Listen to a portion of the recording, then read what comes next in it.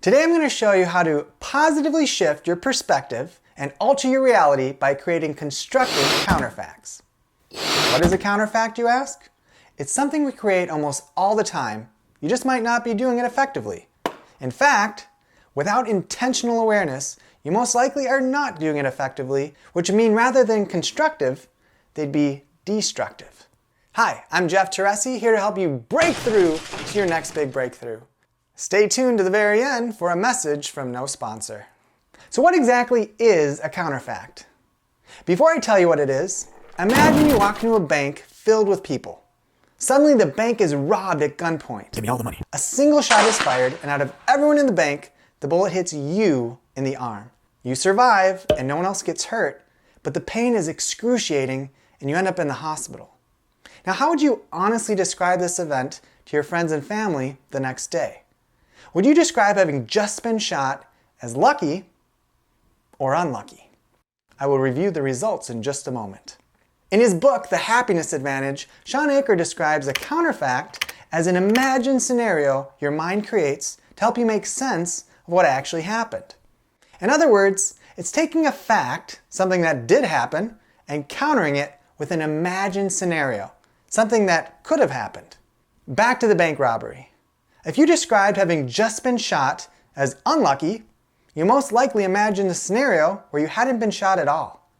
If you described having just been shot as lucky, you most likely imagined a scenario that could have been a lot worse. You could have been killed, or someone else could have been killed. See the difference? Shawn has posed that same scenario to audiences all around the world. And get this, that exact same scenario, typically 7 out of 10 people would, without hesitation, describe having just been shot as extremely unlucky. Only 3 out of 10 would describe it as lucky. The only difference was the counterfact they chose to create. So the key to creating constructive counterfacts is this. Whenever something perceived as bad happens, simply ask yourself, how could it have been worse? Oh man, I got a speeding ticket. How could it have been worse? I could have gotten into a bad accident. Someone else could have been hurt. Oh man, my in-laws are coming to visit. How could it have been worse? They could be coming to live with me forever. By the way, this is a joke. I love my in-laws. Seriously, I do. So let me ask you this. Are you creating constructive counterfacts?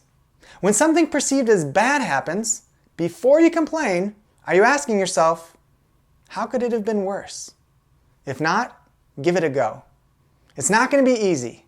Creating constructive counterfacts consistently is going to take some time and lots of practice. But when you begin to recognize that things could always be worse, you become more grateful for how things actually are. Quick disclaimer. Counterfacts are not meant to minimize or invalidate a horrible situation. Sometimes things that happen simply suck. There's no way around it. However, whenever possible, especially in the comings and goings of a typical day, constructive counterfacts can be game-changing and be a great new way of looking at things. So here's your challenge for the week. Next time you feel like you got a raw deal or that the situation is unlucky, I want you to ask yourself, how could it be worse? And begin creating constructive counterfacts as often as you can. To learn more ways to break through to your next big breakthrough, click and watch one of these videos on the screen before they disappear. And never forget, you're not alone, you are loved, and whatever you do, believe in yourself. And if you haven't already, make sure to subscribe. Thanks for watching, and I look forward to seeing you again real soon.